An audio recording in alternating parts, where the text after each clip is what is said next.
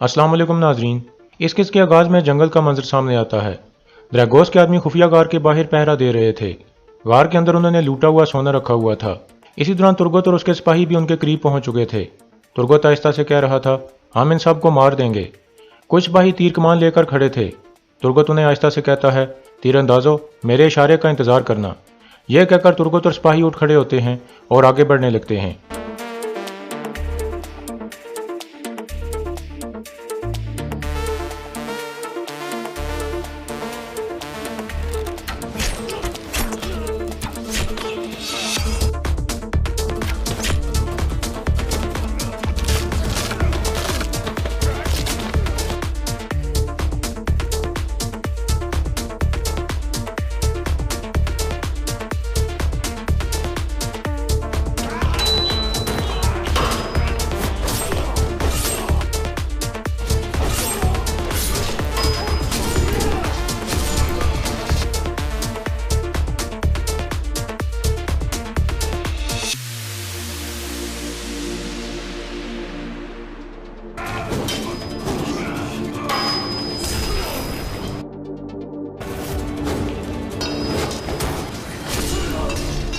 इस तरह तुर्गत और उसके साथी खुफिया गार पर मुकम्मल कंट्रोल हासिल कर लेते हैं।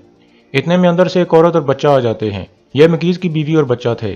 औरत कहती है, खुदा आपकी मदद करे, हम आपके शुक्रगुजार हैं। तुर्गत अपने सिपाहियों को कहता है, इस औरत और बच्चे को सही सलामत यहाँ से ले जाओ। इतने में तारा कहता है, तुम क्या करोगे मेरे साथ? अगर मुझे मारना चाहते हो तो मार दो। तुर्गत कुछ सोचने लगता है। इसके बाद लफके किले का मंजर सामने आता है। ड्रैगोस बेचैनी से इधर उधर घूम रहा था और कह रहा था, अभी तक अर्तुल को यहाँ पहुंच जाना चाहिए था, वो कहाँ रह गया है। इतने में दो सिपाही एक संदूक उठाकर अंदर ले आते हैं और उसे ड्रैगोस के सामने रख देते हैं। ड्रैगोस पूछता है, क्या है इस संदूक में? कमांडर कहता है, यह किसी ने हमारे मुआवजों को दिया है और कहा है कि इसे आप तक पहुंचा दें। फिर ड्रैगोस वो संदूक खोलता है।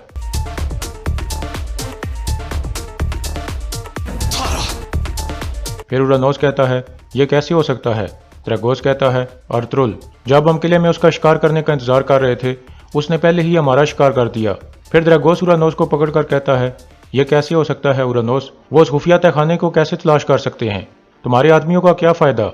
उरानोस कहता है, हम इसकी तलाफी करेंगे हुजूर।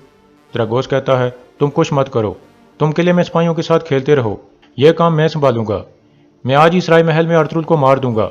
यह खेल अर्तुल की मौत के साथ खत्म हो जाएगा। आज मैं अर्तुल की मौत बनूंगा।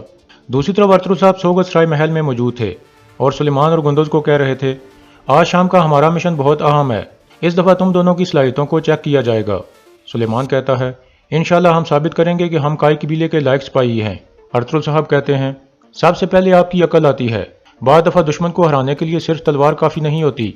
बाद दफ़ा आप उसके साथ सुलह करते हैं ताकि एक बड़ी जंग के लिए तैयार हो सकें। इसलिए अगरचे आप शेर की तरह बहादुर हों, आपको अकल का इस्तेमाल करते हुए चालाक भी बनना होगा। दूसरी तरफ उमर कबीले में बिल्गे सख्त गुस्से में सिरमा के पास जाकर कहती है, यह तुम क्या कर रही हो? तुमने मैंगो पर क्यों तशद्दुद किया? सिरमा कहती है, क्या तुम समझती हो कि मैं कुछ नहीं जानती? क्या वो भी और तुम्हारे और अर्तुल के बारे में नहीं जानती थी?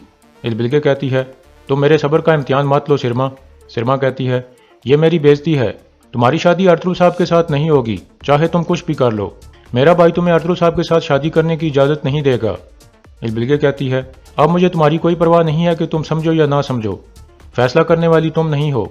अर्तुल साहब ने मेरा हाथ मांगा और मैंने हाँ कर दी, मामला खत्म। यह कहकर इल्बिल्गे बाहर निकल जाती है। दूसरी तरफ काई कबीले में अफसा सलजान के पास पहुंचती है और कहती है, मैंने सुना है अर्तुल साहब ने इल्बिल्गे खातून का हाथ मांगा है। अल्लाह का शुक्र है कि हमारे सरदार इस खेमे के लायक औरत को बीवी बनाएंगे। सलजान कहती है, क्या आप कबीले के मामला तुम्हारा काम है? जाओ और अपना काम करो। अफसा कहती है, यकीनन ये मेरा काम नहीं है, लेकिन मेरे ख्याल में इल्बिल्गे खातून सरदार के खेमे के लिए बहुत अच्छी होंगी। सलजान खड़ी हो जाती है और कहती है, तुम्हें यकीनन नहीं पता होगा कि एक सरदार की बीवी बनने के लिए शराफत और अच्छे आदाब की ज़रूरत होती है। अफसा कहती है, उमर कबीले के सरदार की बेटी यकीनन ये सब अच्छी तरह से जानती होगी। इस कबीले के लिए वो मुनासिब खातून है। सलजान कहती है, क्या इस मुकाम का फैसला करना तुम्हारी जिम्मेदारी है? अफसा कहती है, मेरी नहीं तो और किसकी है? इस कबीले के सारे मामलात कौन संभाल रहा था? आपके आने से पहले किसी ने मेरी शिकायत नहीं की, लेकिन जब से आप आई हो हर चीज़ के बारे में शिकायत कर रही हो। अगर आप एक कबीले की औरत बन सकती हो तो इल्बिल्गे खातून आपसे बहुत बेहतर होगी। यह कहकर अफसा चली जाती है, जबकि सलजान काफ़ी गुस्से में आ जाती है। इसके बाद सोगत का मंजर सामने आता है। आज बर्फबारी हो रही थी। अरतुल साहब अंदर आते हैं तो द्रेगोस उन्हें खुश आमदीद कहता है। अरतुल साहब पूछते हैं, तुम कहाँ थे घंटी वाले? द्रेगोस कहता है, मैं पादरी साहब की दी हुई जिम्मेदारी निभा रहा था हुजूर। अरतुल साहब पूछते हैं, क्या जिम्मेदारी थी? द्रेगोस कहता है, मैं गरीब ईसाई खानदानों के घरों में गया था, मैंने उन्हें आपका दिया हुआ चंदा दिया है। अरतुल साहब कहते हैं, ज़्यादा देर गायब मत रहा करो तुम। यह कहकर अरतुल साहब अंदर चले जाते हैं। अंदर तुर्गत कहता है, सरदार काम मुकम्मल हो गया है, हमारे सिपाही सोने को वहाँ छुपा रहे हैं जहाँ आपने कहा था। अरतुल साहब पूछते हैं, क्या तुमने द्रेगोस को तोहफा भेज दिया है? तुर्गत कहता है, हमने भेज दिया है सरदार, हमने उस कुत्ते तारा का सर भेजा है। फिर तुर्गत इशारा करके कहता है, ये मकीज की बीवी और बच्चा है सरदार। अरतुल साहब उनसे पूछते हैं, क्या तुम ठीक हो? औरत कहती है, हम आपके बहुत शुक्रगुजार हैं हुजूर, खुदा आपकी मदद करे, अगर आप ना होते तो हम उस तहखाने से जिंदा ना निकल पाते। इतने में बच्चा पूछता है, मेरे बाबा कहाँ हैं, क्या मैं उनसे मिल सकूंगा? अरतुल साहब कहते हैं, यकीनन तुम मुझसे मिल सकोगे बेटा। फिर अरतुल साहब तुर्गत को कहते हैं, इनको मकीज के पास ले जाओ तुर्गत, उसे सोने के सिक्कों की एक थैली दो और 2 सिपाही इनके साथ रवाना करके इन्हें सोगत से बाहर निकलने में मदद करो। यह सुनकर तुर्गत उन्हें लेकर बाहर निकल जाता है। काय कबीले में अफसा बामसी को कह रही थी, आखिरकार अरतुल साहब इस कबीले में नई खातून ले आएंगे। बामसी पूछता है, लेकिन तुम इतनी ज्यादा खुश क्यों हो अफसा? अफसा कहती है, क्योंकि बिल्गे खातून के आने के बाद सलजान के पास इख्तियार खत्म हो जाएगा, इसलिए मैं खुश हूँ। बामसी गुस्से में कहता है, सलजान का मसला इख्तियार हासिल करना नहीं है अफसा, मंगोलों ने उसके कबीले को तबाह कर दिया है। उमर कबीले वाले मंगोलों के साथ इत्तेहाद में हैं, इसलिए वो उमर कबीले वालों को पसंद नहीं करती। दूसरी तरफ उस्मान और सुलेमान अरतुल साहब की शादी के खिलाफ बातें कर रहे थे। इतने में गुंदस गुस्से में कहता है, बहुत हो गया, क्या एक आदमी का इस बारे में इतना ज्यादा बात करना मुनासिब है? उस्मान कहता है, हम सिर्फ बात कर रहे थे भाई। गुंदस कहता है, तुम्हें नहीं करनी चाहिए उस्मान, तुम सब ने देखा कि बिल्गे खातून ने इंसाफ पसंदी को साबित किया था। क्या हमारे बाबा ने सोच समझकर यह फैसला नहीं किया? अब हर किसी को इस बारे में नहीं सोचना चाहिए। कमांडर बामसी हमारा इंतजार कर रहे हैं सुलेमान, चलो जल्दी करो। इसके बाद वो दोनों बाहर निकल जाते हैं। दूसरी तरफ तुर्गत मकीज की बीवी और बच्चे को लेकर कैदखाने में पहुंच जाता है।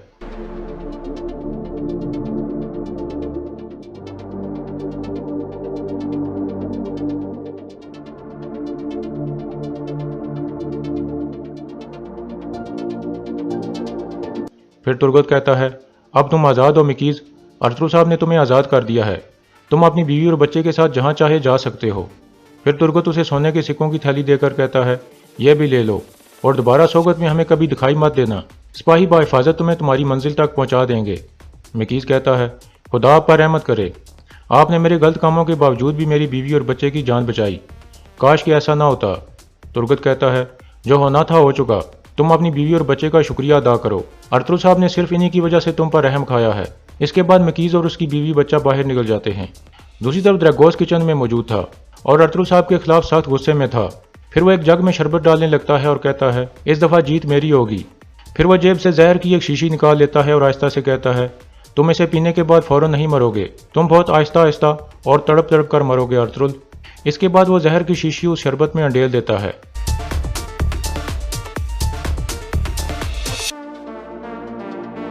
दूसरी तरफ बामसी अपने सिपाहियों को लेकर उस मेहमानखाने के बाहर पहुंच चुका था जिसमें मंगोल मौजूद थे और जहां पर द्रेगोस और उसके आदमियों ने हमला किया था। फिर बामसी सिपाहियों को कहता है, जल्द अंधेरा होने वाला है, जैसे ही अरतुल साहब आएंगे हम इन पर चढ़ाई कर देंगे। गुंदुस कहता है, अरतुल साहब का इंतकाम लेने का वक्त आ गया है। बामसी कहता है, हम बाहर के मंगोल सिपाहियों को खत्म करके उनका लिबास पहन लेंगे और फिर अंदर जाएंगे। दूसरी तरफ अरतुल साहब अपने कमरे में मौजूद थे। इतने में द्रेगोस इजाजत लेकर अंदर आ जाता है और ट्रे अरतुल साहब के पास रखकर कहता है, आप काफ़ी थके हुए लग रहे हैं, मैं आपके लिए शरबत लाया हूँ। यह कहकर वो शरबत डालने लगता है तो अरतुल साहब कहते हैं, रुक जाओ, अगर मुझे ज़रूरत हुई तो मैं पी लूँगा। यह सुनकर द्रेगोस ट्रे उठाकर एक तरफ रख देता है। फिर अरतुल साहब के पीछे खड़ा होकर सोचता है कि यह अच्छा मौका है। इसके बाद वो खंजर निकाल लेता है और आहिस्ता आहिस्ता आगे बढ़ने लगता है।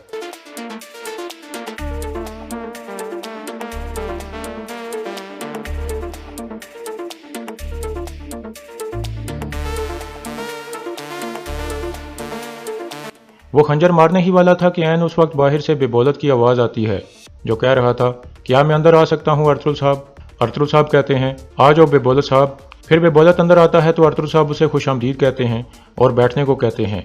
बेबोलत बैठ जाता है। फिर अरतुल साहब कहते हैं, तुम जा सकते हो घंटी वाले। द्रेगोस जाने लगता है। फिर अरतुल साहब बेबोलत से पूछते हैं, क्या हुआ था मेहमान खाने में? बेबोलत कहता है, मंगोलों ने अमीर बाउद्दीन को कैद कर दिया है, शायद इस वक्त उन पर तशद्दुद हो रहा होगा। अर्तुगरुल साहब कहते हैं, देखो बेबोलत साहब, आपने देख लिया है कि मंगोलों के साथ इत्तेहाद करने का अंजाम क्या होता है। वो किसी पर भी तरस नहीं खाते। कौन जानते हैं कि वो अमीर बाउद्दीन के साथ क्या करेंगे। बेबोलत कहता है, उन्होंने कहा है कि वो उन्हें जलाकर उनकी खाल में सोना भरेंगे। उनके अजीब ही रिवाज हैं।